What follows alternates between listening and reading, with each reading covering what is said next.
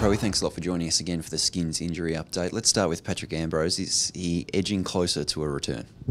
Yeah, Paddy completed training today. He's now done a few main training sessions. He's doing kicking progressions on his right side, which was his injured side.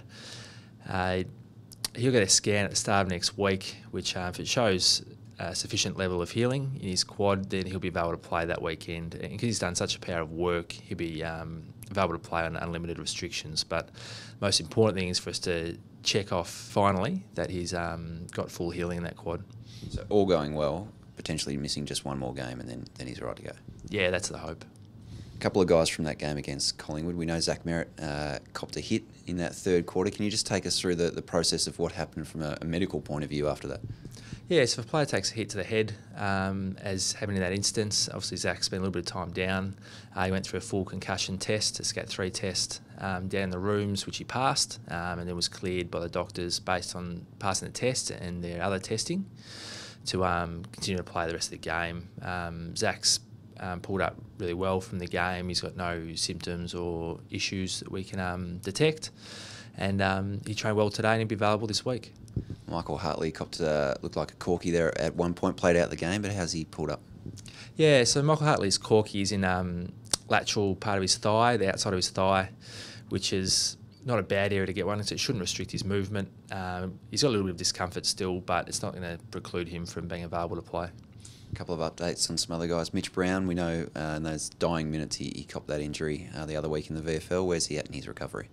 Yeah, so Mitch Brown had surgery last Tuesday, I think a few hours after we did this update. Surgery went well. He had a couple of bands put around his syndesmosis. Like we mentioned, it wasn't a full rupture, but they'll offer some extra support.